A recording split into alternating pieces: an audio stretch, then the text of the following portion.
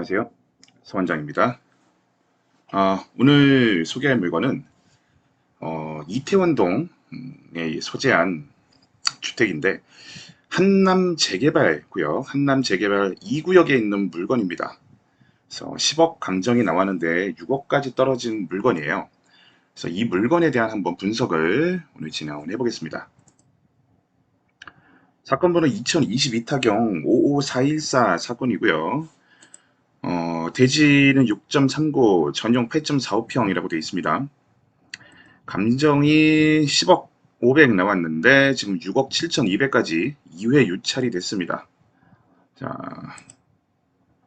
그래서 물건 내역 보시면 여기 매각물건 명시상에 한남 2재정비 촉진구역 주택 재개발 정비사업 조합 사실조합 회신에 의하면 도시 및 주거환경정비법에 의한 정비사업이 시행되었고 사업 시행 인가 이후 시공사를 선정한 상태이며 채무자 임상혁은 조합원이 아니며 소유자 김순기는 조합원이라고 돼 있네요. 관리 처분 계획 인가 전이기 때문에 원칙적으로 조합원 지위 승계가 가능하나 경우에 따라 수분양권이 있는지 여부가 달라질 수 있으므로 매수 시 주의 바람이라고 돼 있어요. 이거 굉장히 친절하게 나와 있는 겁니다. 이 수분양권. 이 얘기는 뒤에 가서 할게요. 자세한 사항은 한남 재정비 촉진구역 주택 재개발 정비 사업 조합에다가 문의하라고 되어 있습니다. 자, 이 물건에 제가 한번 가봤어요. 직접 갔는데, 자, 그리고 아까 이 매각 물건 명세서에 있는 내용 지금 말씀드린 거고요. 물건에 가봤는데, 지금 보시면 입구고요. 굉장히 지저분합니다.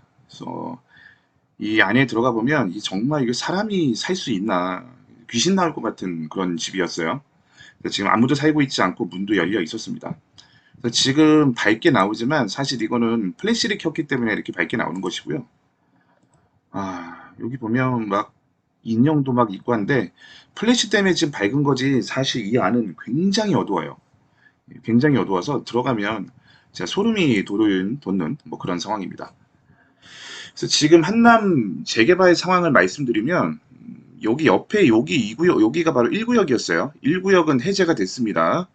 자, 해당 물건은 지금 한남 2구역 여기이고 지금 3구역 같은 경우에는 이번 6월에 관리처분 계획 인가가 났습니다. 그래서 지금 10월부터 2주가 이제 될 예정이어서 지금 가장 빠른 구역이 바로 이 한남 3구역이에요.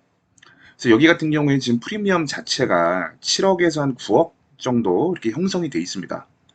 그래서 실제 매물 같은 경우에도 토지 15평짜리가 18억대 막 이렇게 나와 있는 지금 물건들이 있었어요. 근데 물건 자체도 많진 않았고요.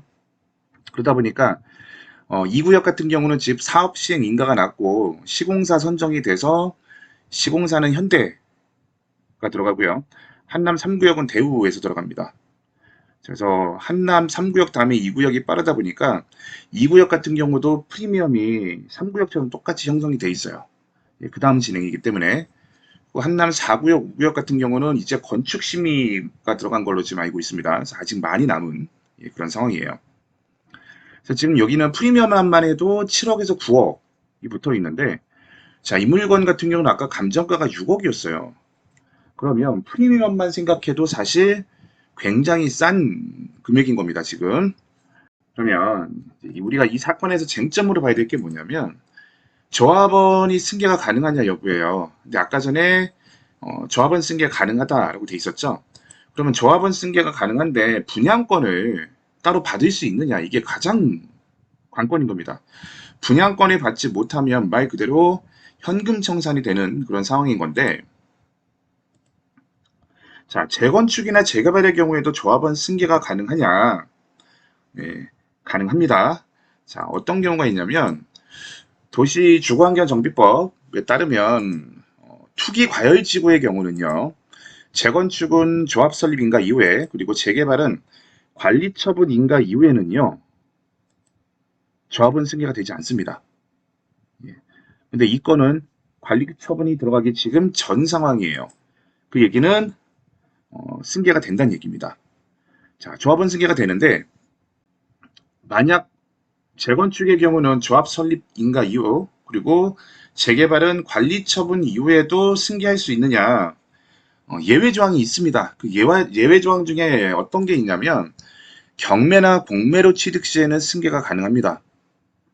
대신 금융기관이나 국가기관이 신청한 경공매의 경우에만 가능을 해요.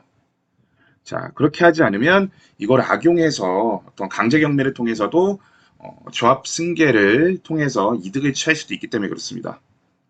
자, 대신 금융기관의 대부업체는 해당되지 않습니다. 꼭 명심하시고요. 자, 하지만 재개발 취득 시에는 주의사항이 있어요. 이 재개발 구역의 분양권 취득할 때 주의사항이 뭐냐면 이거 아주 중요합니다. 이 물건을 파는 사람, 매도자가 해당 구역 내에 다물권자인지 이걸 확인해야 됩니다. 즉, 그 구역 내 여러 물건을 가지고 있는지 확인을 해야 되는데 그 이유가 뭐냐면 다물권자 같은 경우에는요. 조합 설립 이전에 그 물건들을 처분해야지만 각 물건에 대한 분양권을 인정을 해줍니다. 근데 만약에 조합 설립 이후에 이 다물권자의 물건을 처분해버리면 이거를 취득한 사람들은 분양권이 각각 인정되지 않아요.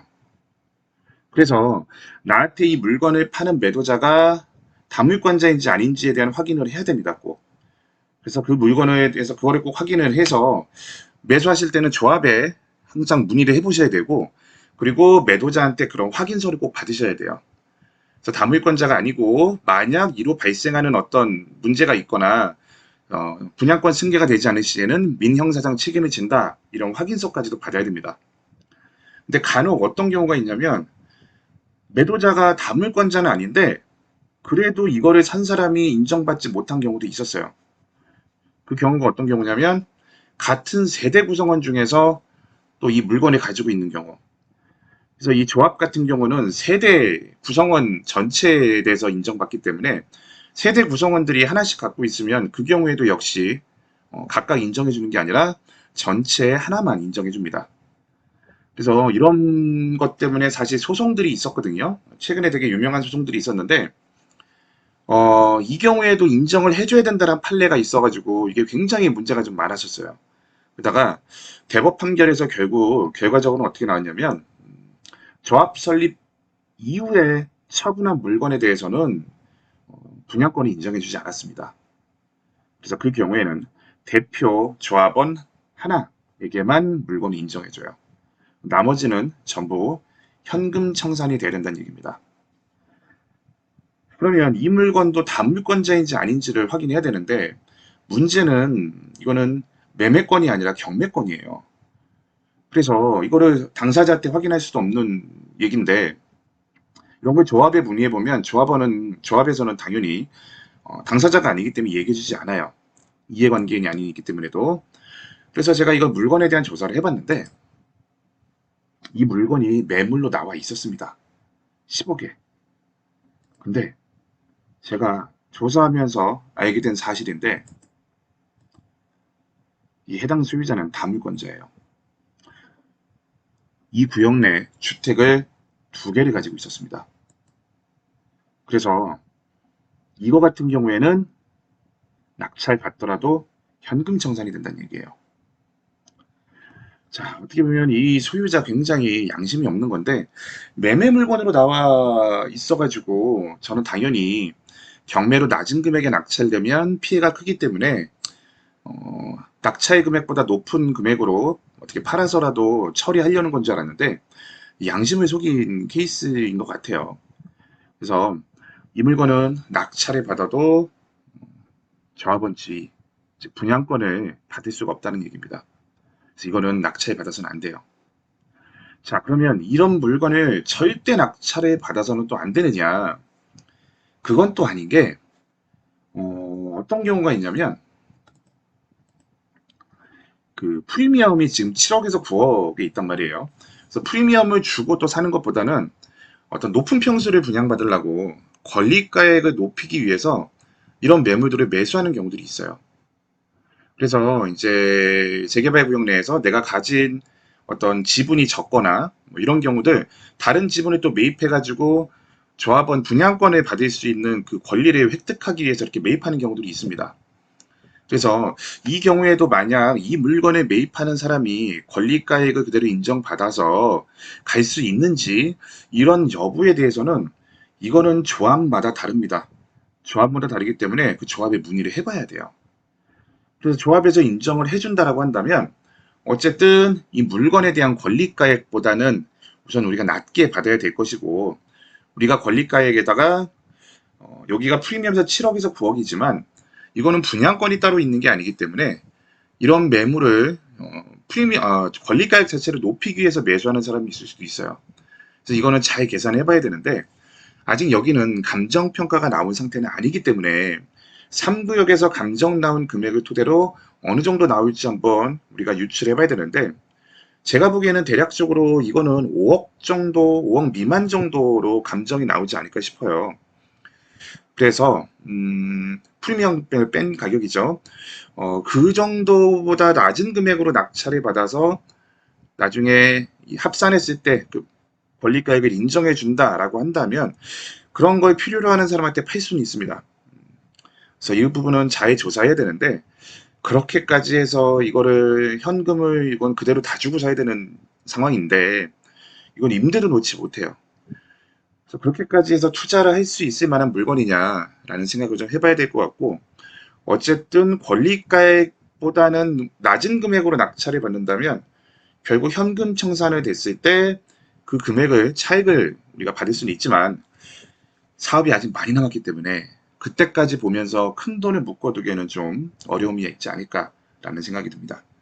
그래서 개인적으로 이 물건은 지금 현재 절대 들어가서는 안 되는 물건이 맞기 때문에 아마 이 내용 모르고 분양권 자체를 인정해 주는 줄 알고 낙찰받는 사람들이 나올 가능성이 제가 보기엔 굉장히 높아 보입니다. 그래서 여러분들도 재개발 지역에 있는 물건을 낙찰받을 때 또는 매매로 살 때는 이 부분을 꼭 항상 고려하시라는 거 조심하고 조사해야 됩니다. 자, 그리고 저희 경사모 경매학원에서는 무료 공개 강의가 2달에 한 번씩 있습니다. 그래서 이번에는 8월 29일 1차가 있고요. 2차는 9월 5일 날 저녁 7시 30분부터 있습니다. 그래서 117기가 9월 6일부터 개강인데 117기 개강에 앞서서 이 무료 공개 강의를 진행하고 있고요. 이 공개 강의를 들으시고 생각이 있으신 분들은 본 강의에 접수, 등록하시라고 진행하는 강의입니다. 그래서 많은 참여 부탁드리고요. 그리고 오늘은 여기까지 하겠습니다. 다음 시간에 또 뵐게요. 안녕.